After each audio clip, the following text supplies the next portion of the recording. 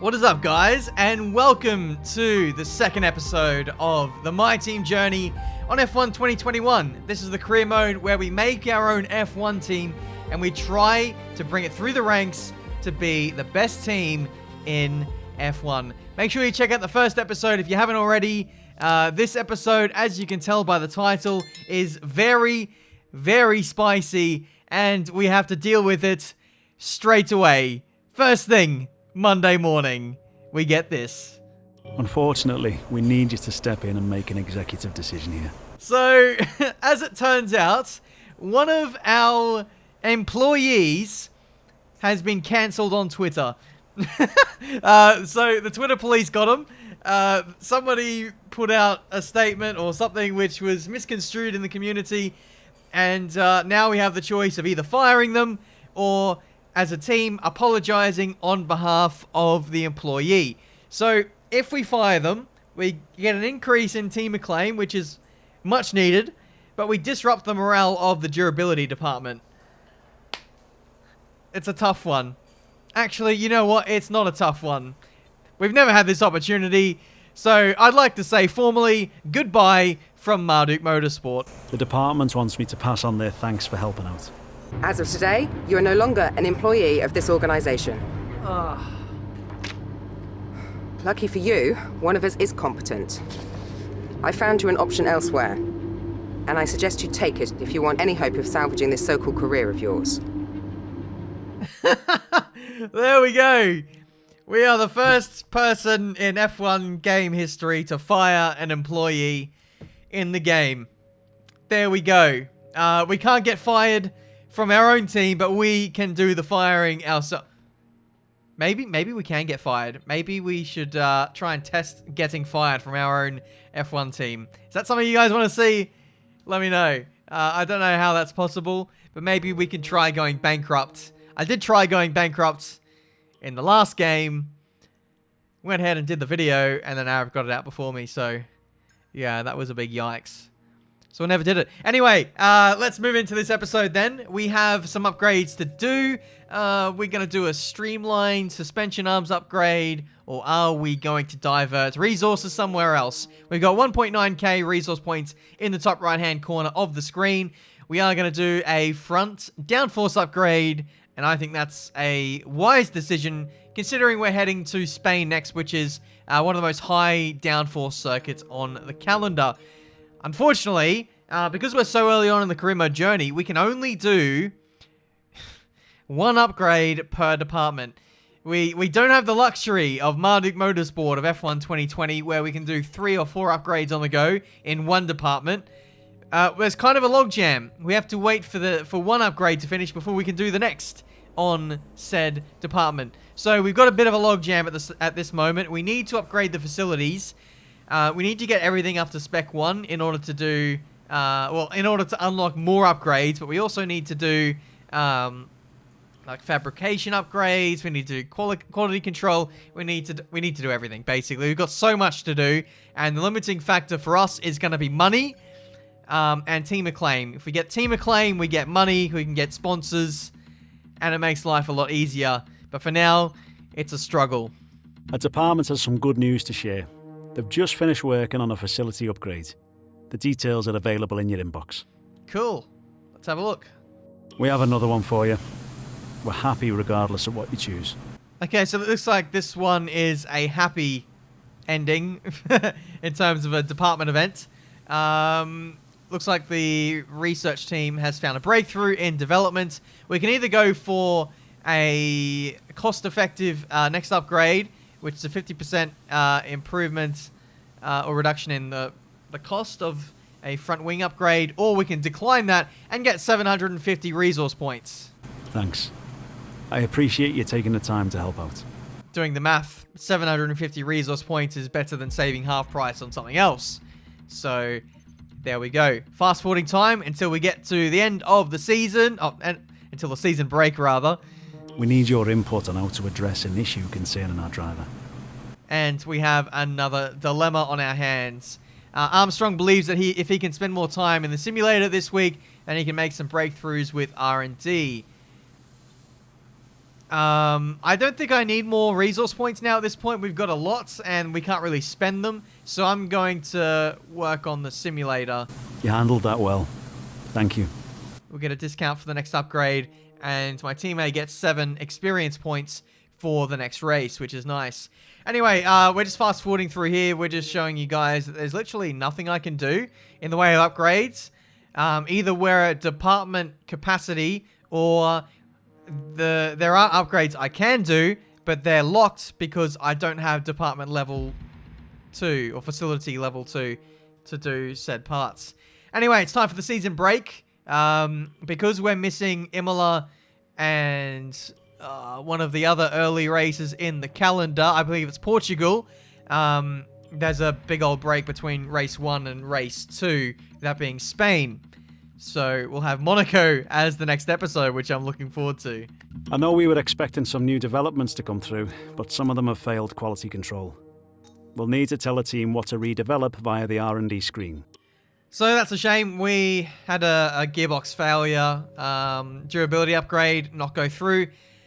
So we'll work on that. That will be a guaranteed upgrade now, but it's going to have to wait until we get to Monaco, which, yeah, it's nothing we can do with low facility upgrades at this point.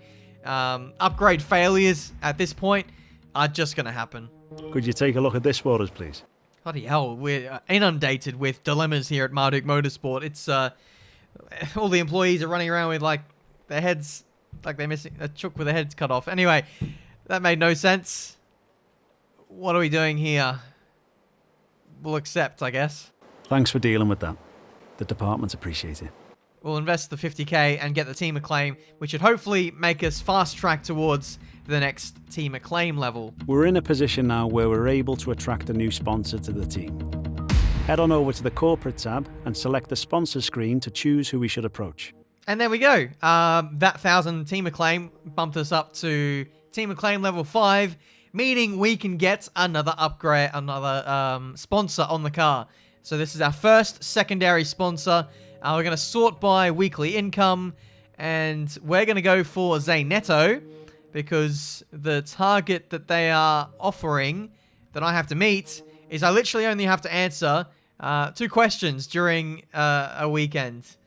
And I'm pretty talkative, so I can talk to the press, I can deal with that, and as such, we'll get bonuses every race, provided I can do that. Anyway, we're fast forwarding now into the Spanish Grand Prix weekend itself. Front downforce upgrade going on the car, engine power upgrade also going on, failed gearbox durability upgrade. For the race, though, it looks like we're going to have a pretty rain-soaked Grand Prix. So that's something we need to set up for in terms of our preparation for this race weekend. We were already going to go really high downforce in terms of the wing levels, and the fact that it's going to be raining for the race only further cements that ideology in the way of setting up the car. So, yeah, we're going to go pretty much maximum downforce we can. Maybe 711 wings, 811. I can't actually remember at this point. It is one of the top time trial setups that I'm sure you guys have got right now, but that's a massive crash in practice 1. Pushing the limits over the crest of turn 9. We maybe didn't straighten up the car enough on exit. There's a bit of lateral load on the car as we hit the curb, and we know you can't touch the curbs in F1 2021, and that has put an early end to our session. Thankfully, though, we did most of the running that we needed to prior to the crash. So we ended up in P15 for that session. Banked a good amount of resource points. Marcus Armstrong only banking 75. Wow, that is terrible in terms of car development feedback. That's the downside of having a rookie. He can't really do much in the way of plugging in data that we need to help develop the car. So that's not a good sign.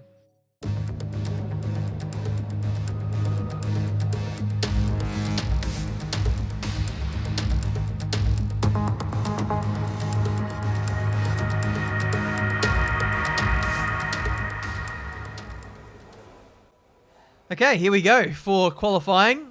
Hopefully you guys are enjoying this video. It's not got off on the most positive foot, has it? We fired an employee. We've had dilemmas at Marduk Motorsport left, right, and center. We've been the car in Friday practice.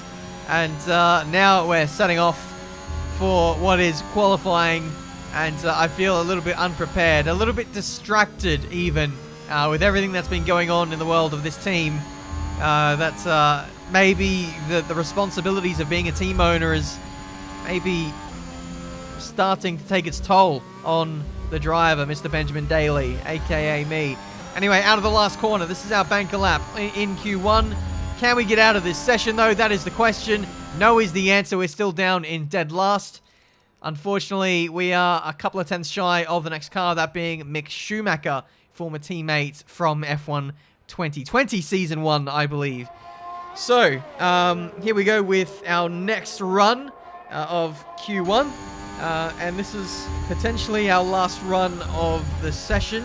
I think I'm trying to save a set of tyres for Q2 or the race, whichever I can get into. You can see qualifying is now over. We're up by nearly 5 tenths as we head into the third sector. So this is turning into a phenomenal lap here for Marduk Motorsport. We just need to finish the job here with the track evolution really phasing in well for us, I'd say. Attacking the final chicane, especially the second half of that. On the power nice and early, upshifting early to help with the rotation and the wheel spin. Up to the line, it's an improvement of 6 tenths. And that sees us through into qualifying 2 for the first time in our short little career on F1 2021. So we squeezed through by literally 7/8 hundredths of a second. Unfortunately, Marcus Armstrong only a tenth away, but he's in 21st place. It seems like the back markers in this game are relatively close for pace.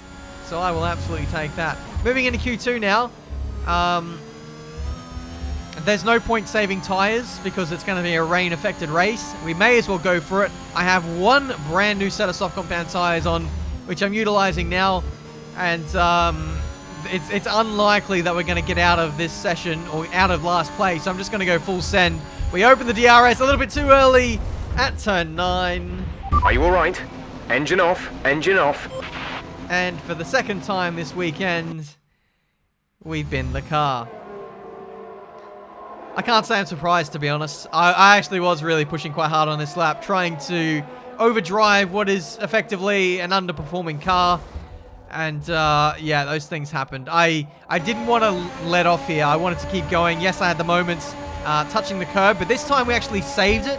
But then opening the DRS while we were still half correcting the car was the nail in the coffin for us, and it became unsavable. So a very grumpy team owner heads back to his garage with nothing really to grasp at in this qualifying session. It's going to be P16 for us. Daniel Ricciardo topping out the session on the McLaren, which is interesting.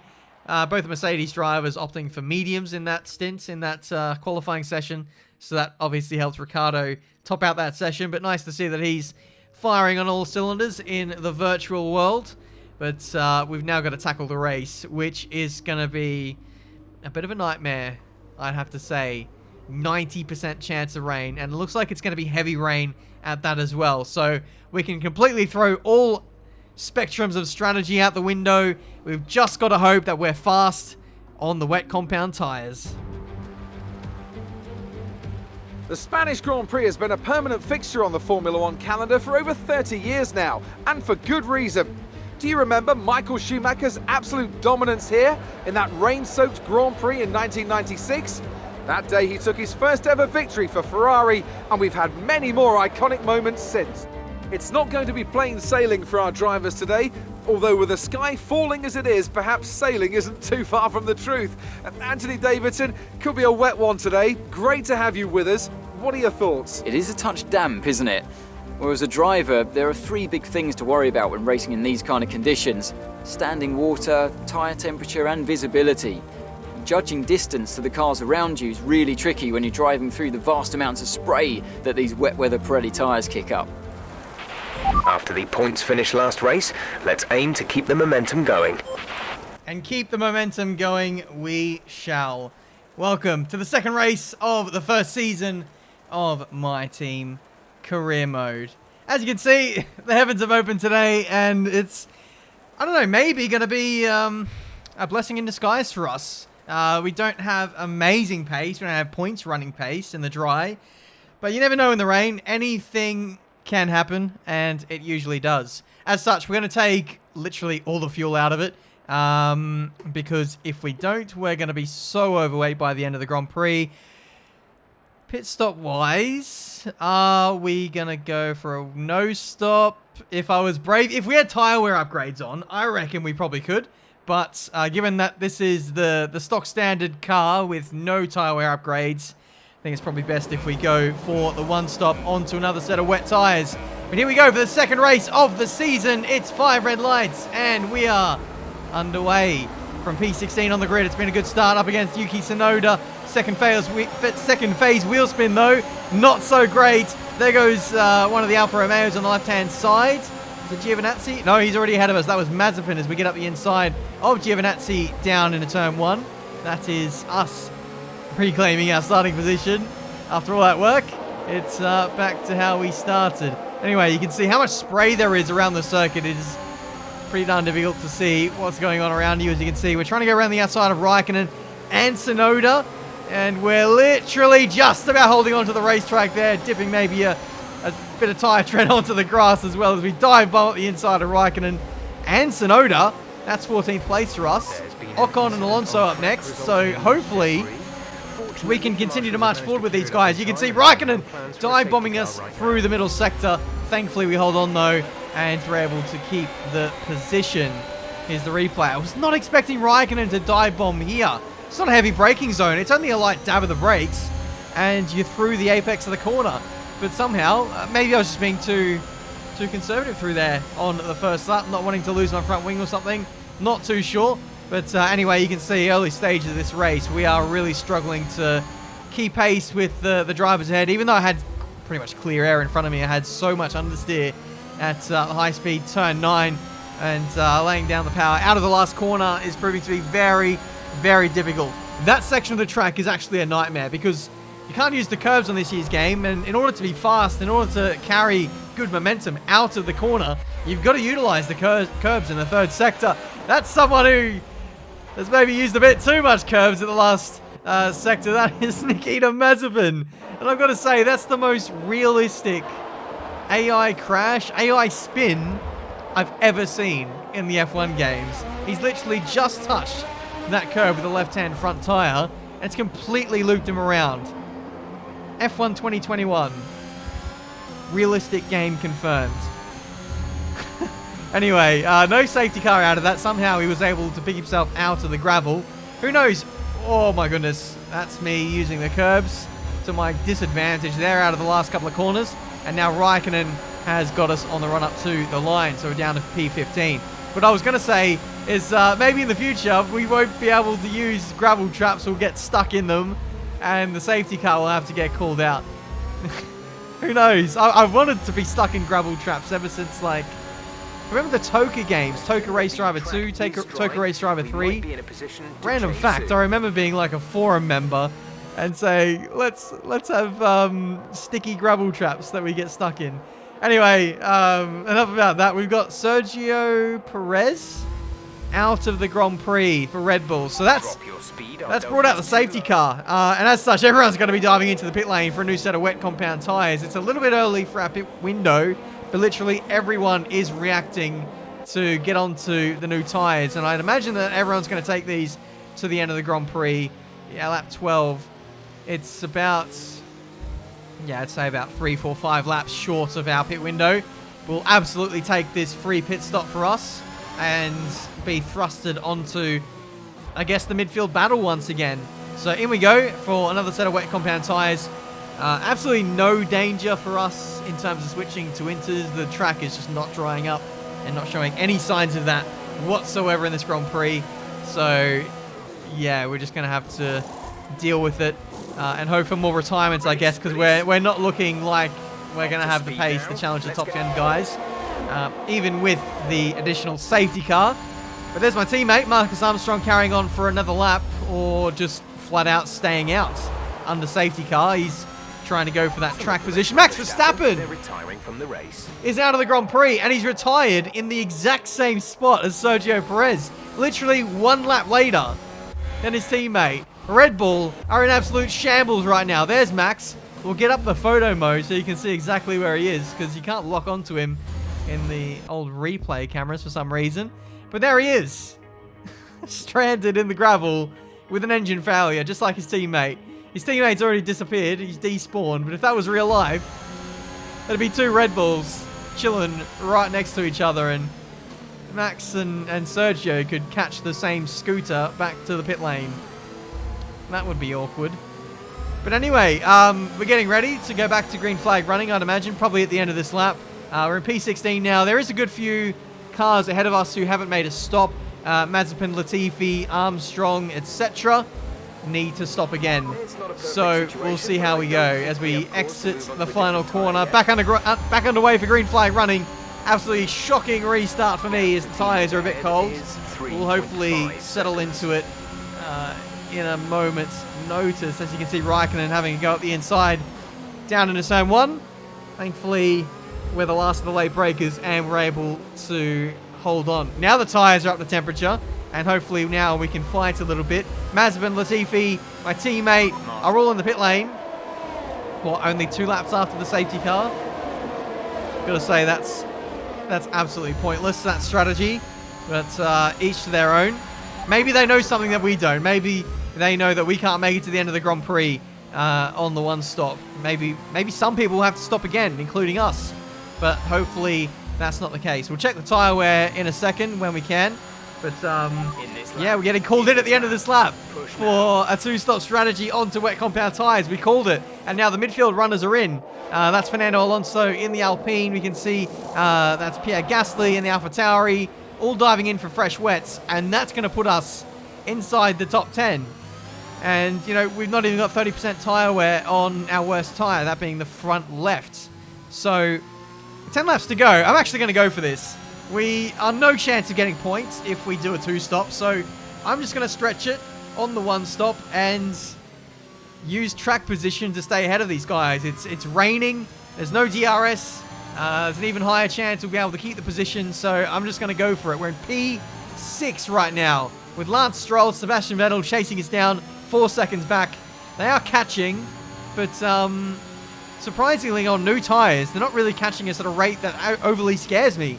I actually think we're a good chance of getting some points now, so I'm just going to march on. I've got to continue to be consistent. Don't make any mistakes. I know that they're catching me. You just got to keep your head at this point, and then get the elbows out when they eventually arrive on the back of me. So that's what we're doing. We're continuing to march along. Tyre wear is getting up there now, 50% on the front left tyre.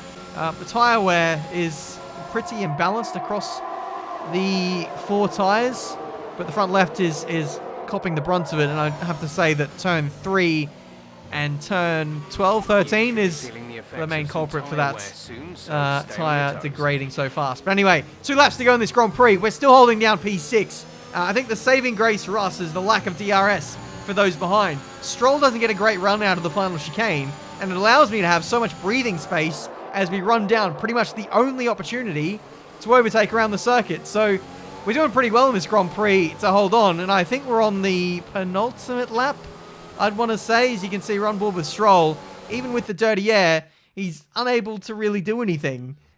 So yeah, we're absolutely smashing it right now as we head on to the 3rd sector, the second last lap of the Grand Prix. We are absolutely chilling. Get a nice exit here. Just make sure you minimize the wheel spin and don't touch the curbs while the car is loaded up. It should be absolutely fine. But here we go. This is the last chance, I'd say, for Lance Stroll to get ahead of me. It's 2 tenths back. We're using all the overtake to stay ahead. Fortunately, no rich fuel mixture. I ideally missed that. I really missed the lean revs and the rich fuel mixture. It really just takes away the extra skill required to manage that. But anyway, Lewis Hamilton wins the Grand Prix. We've gone defensive down into turn 10. Maybe I put myself under a little bit of unnecessary pressure, but regardless, it stops us from being dive bombed. And as long as we can keep it together for another 4 corners, we're going to get 6th place and 8 points in this race. If we can hold on to this, we're going to pass our team goal for the whole season. And we're going to absolutely elevate ourselves towards the top of the championship. Here we go, P6 for Marduk Motorsport. All right, race over. Take care of the car on the way in. Amazing. Real team effort which has paid off in spades. A great victory here at the Spanish Grand Prix. Tell me, Ant, how do you think they were able to deliver such an incredible result today? Well, keeping their tyre temperatures up in the tricky wet conditions was really important. There's not much grip out there at the best of times, and it's 10 times worse if you're out there on cold tyres. So the way they kept the rubber in its proper operating window was a huge advantage to them. So after a magnificent race, we can now see the drivers making their way to the podium. Once again, it's the Silver Arrows who take top spot. A well-earned victory for Mercedes. Bosch, P6 in our second race. Second race. That's absolutely mental. I know we've had some good starts in career modes, but for a car that's sitting in the performance index where it is, that is an unbelievable result. And so too for McLaren. Double podium for those guys. I don't know what happened to Bottas. He's 15 seconds back in 5th place, but he's been outmuscled by 2 McLarens and a Ferrari. Hamilton doing the job that he normally does, winning by 7 seconds. Arguably, maybe not by enough, being the wet weather specialist that he is.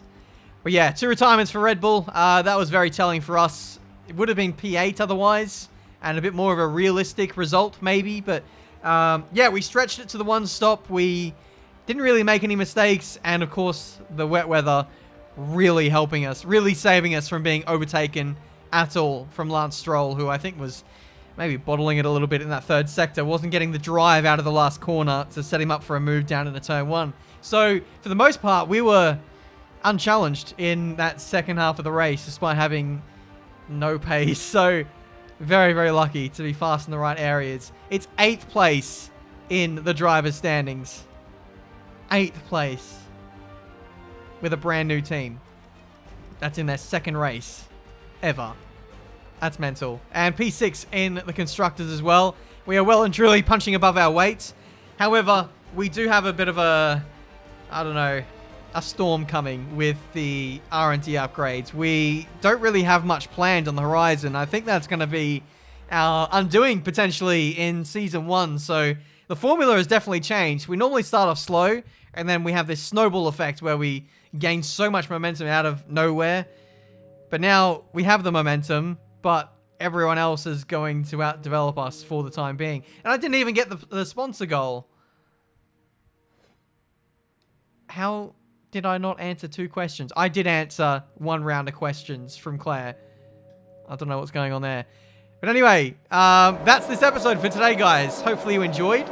Leave a like if you did. Subscribe to the channel if you're new to see plenty more racing game content. We had a bit of a... yeah, it was a lonely race for the most part, but then the safety car really saved our bacon and thrusted us into a scenario that I honestly did not think we'd be in, scoring massive points early in Season 1. I don't know where we go from here. I honestly don't think we'll be able to beat P6 for the rest of the season, unless Monaco has something to say about that, which of course is the next race. So join me for then. Should be uploaded tomorrow at some point. Thank you guys so much for watching. Leave a like, subscribe, all that good stuff. Check out the Breaking Point story mode, which I've got on my channel as well. I'll probably have an online video going up tomorrow. Anything else? F1 2021 giveaway. Still running that on my Twitter and Instagram, which will be announced on the 16th of July. So this is pretty much your last opportunity to get in to get the game. So good luck.